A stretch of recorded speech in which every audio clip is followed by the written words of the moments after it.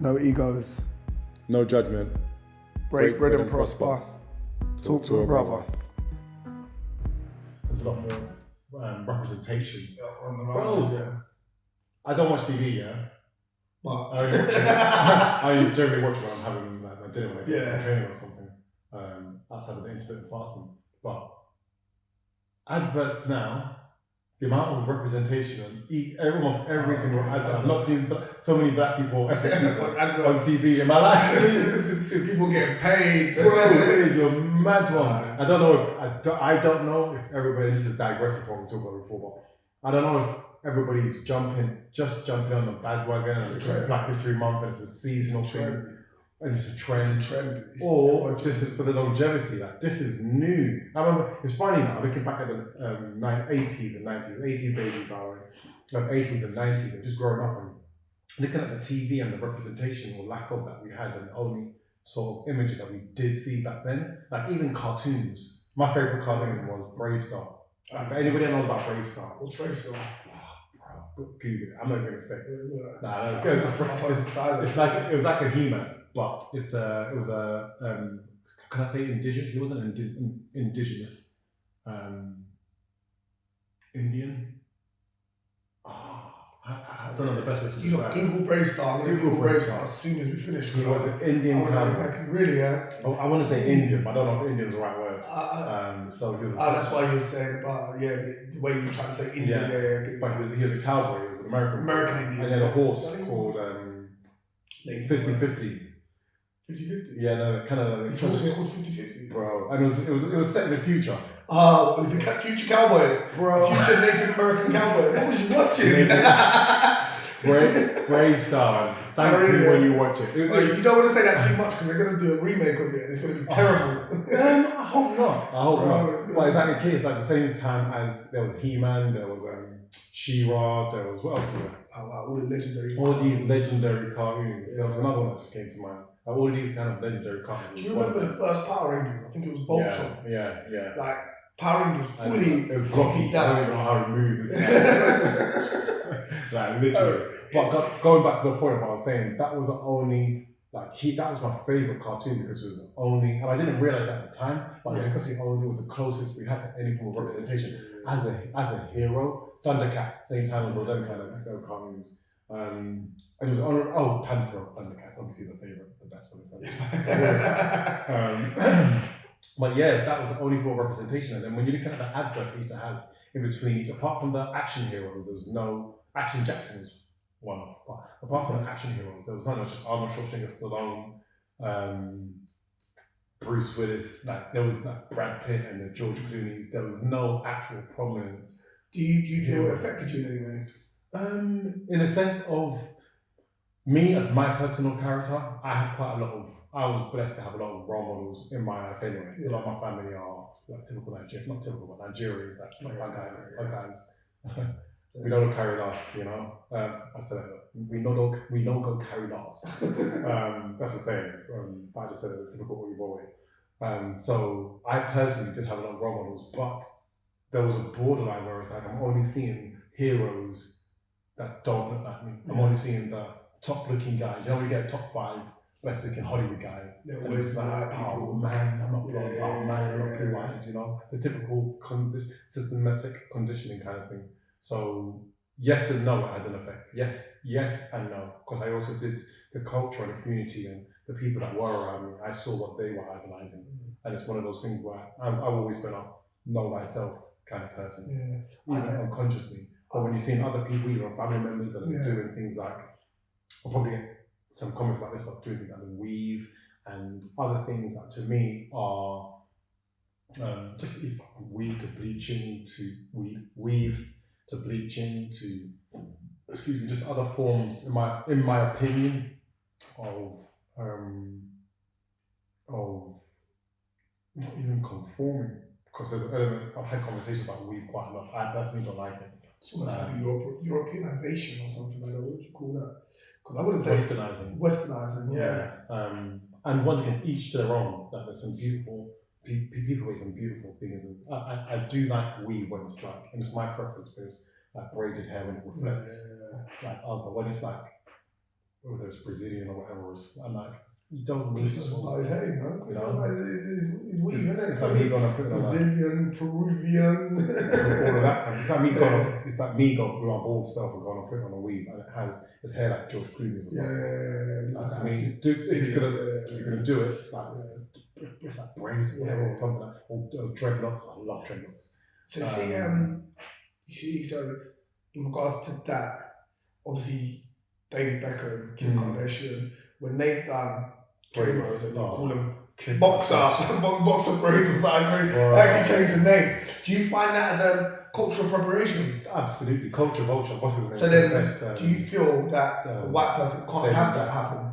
Not that they can't. So Damon Dash, I don't know if you've read or listened to Culture Vultures. No. He talks about it quite a lot, and there is a lot of. It's basically if you're this topic wasn't this conversation or this talk to Robert wasn't about this topic. But yeah, somehow got round to it. But yeah. I'm gonna read Culture Vultures.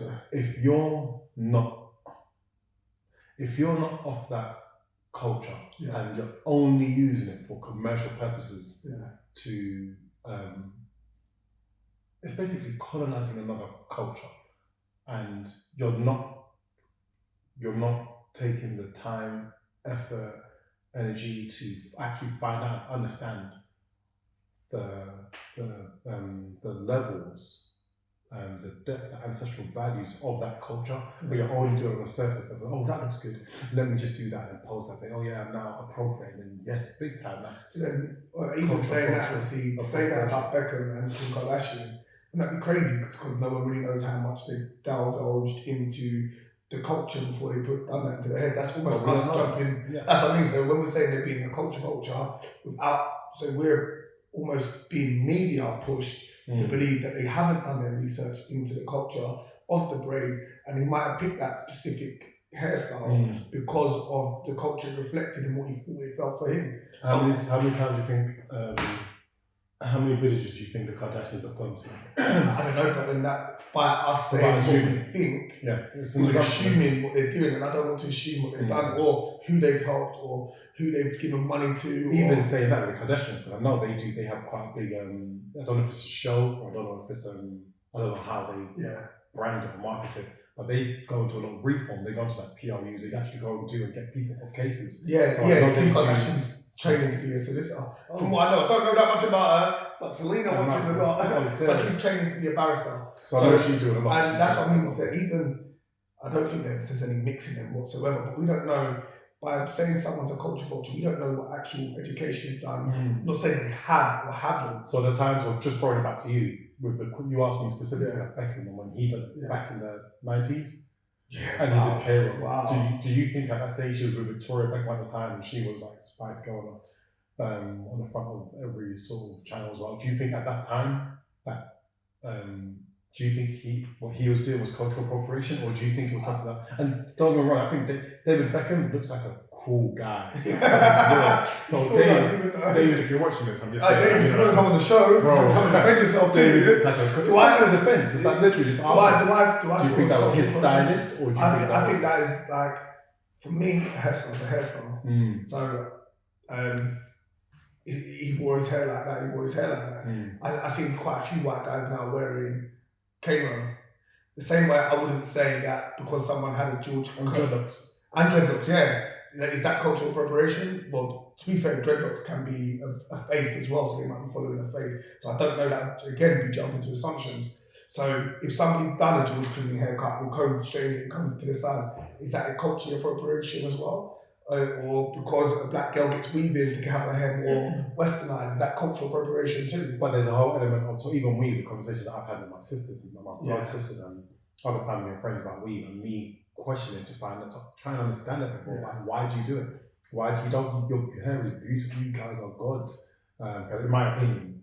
And they're like, one of my sisters is like, well, it's ease. You don't know the trouble you have to go through to maintain your hair. And there's things that I didn't even think about, like in the climate that we're in now, this condition, this land, the way the hair, just our skin, the way like we have to put from creams, cocoa bar to like different things to castor oil and that to try and iCloud storage is full. No, it's asked me to upgrade. We have to do different things to try and maintain our as natural texture as it is, with from hair to skin, like I said, to different things like within ourselves. And it was a lack of empathy from my side when I was trying to say to my sisters, "Oh yeah, but don't like be proud of who you are." And like, yeah, you can do that, but at the same time, I've got to get to work. I've got to do X, Y, and Z. I've got to do this. It'll be quicker for me to just fling on a wig or to just get this done down, and whether the wig I like is actually like this. And but is that cultural appropriation? What do you guys think? Yeah, to look more like another culture, is that cultural appropriation? Like, I don't have the answer for you. Obviously, like I said, we didn't even start here. But what you just said there is what I fall into it a lot, and I'm trying to let go of it. Like, and we're both on a journey to learning more about ourselves, so not like anybody else, is by questioning how someone dresses and why they dress like that.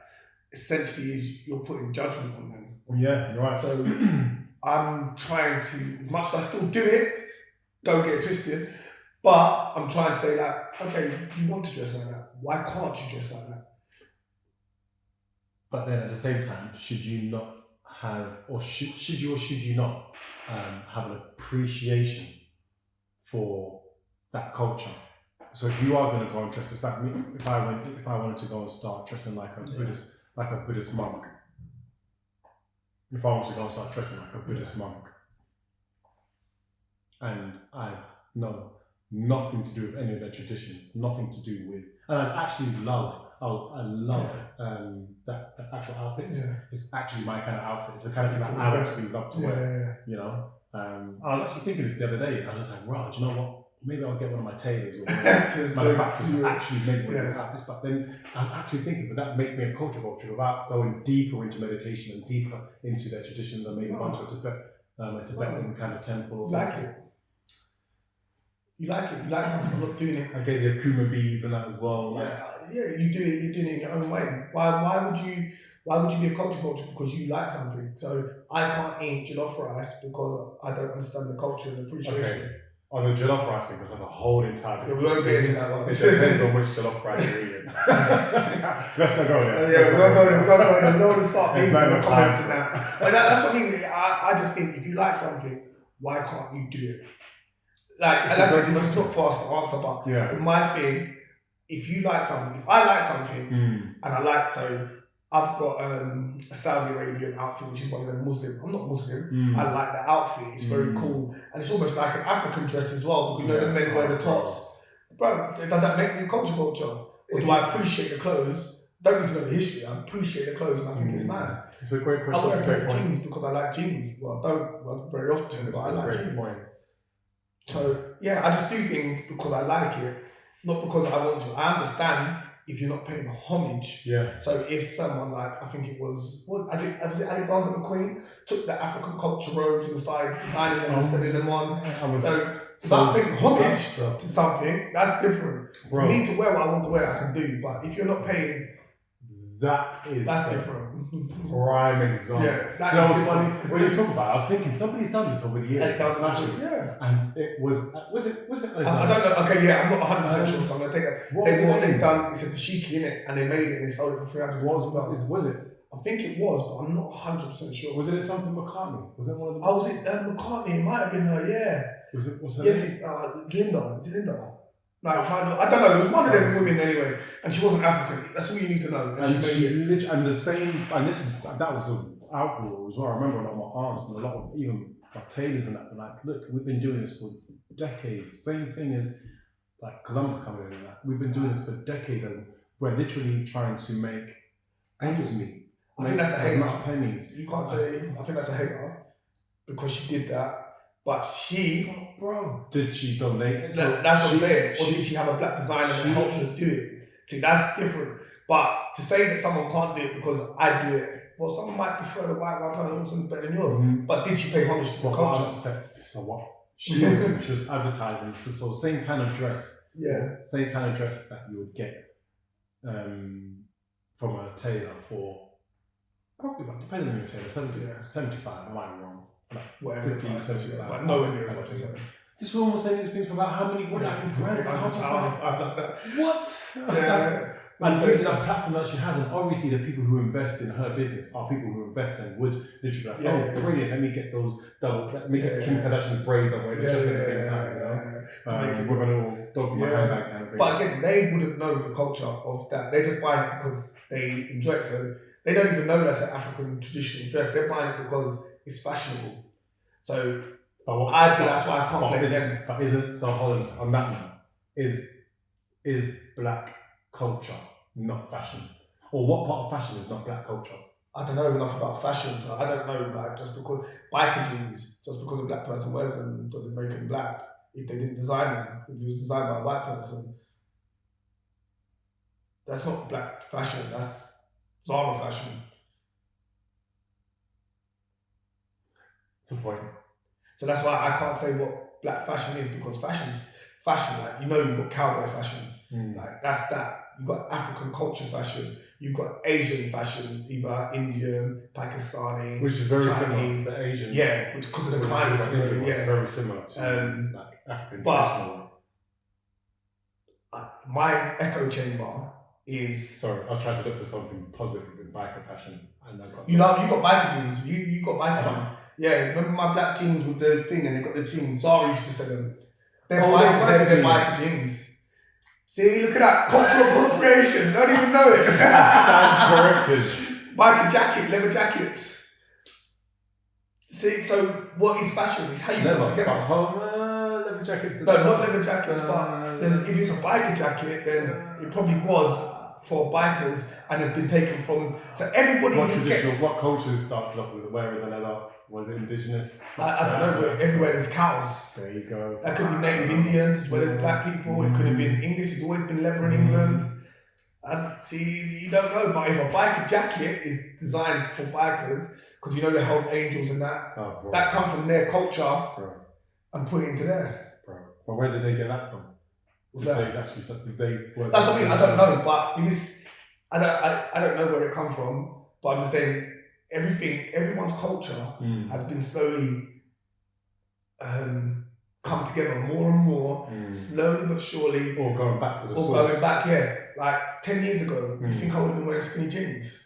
No, well, ironically, I was. But you ever wear skinny jeans with a hot minute? I loved skinny jeans before skinny jeans were in fashion. Same as, remember those kind of plimsoll shoes that came out?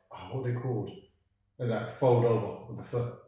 There's a specific brand that does them. What's that? And it's like basically, so wearing the whole like low pop socks, showing your ankles kind of thing. Well, I was doing that You've been doing that for a hot minute, yeah. You've been doing that for a while. But we're being ahead of the curve, innit? Being ahead of the curve. See, I just tight clothes. I've never part of the whole American culture of baggy clothes and like things. Don't get me wrong, I did a few baggy jeans and that, but. Boot cuts. To be fair, I didn't even realize that was American culture. European culture was the tightly fitted stuff. The Italians did the fitted suits rather than the unfitted. Italians always did the fitted stuff. But even then, when we used to have like growing up, and my mum used to get bar tailors and that, we used to have our clothes made and that. I like snug fitting stuff. I would like always liked it, bro. I've always liked it. Obviously, showing off that the body, the work, the training. But even then, like me personally, always like you say tight fitting. Always like. Good. Fit stuff. I'm not walking around. Yeah. So especially more so now that the societies, even though they like to say we're disfranchised and we're coming away together, most of us are getting on with people, bro. Who do you roll with? You roll with everybody from every continent in the world.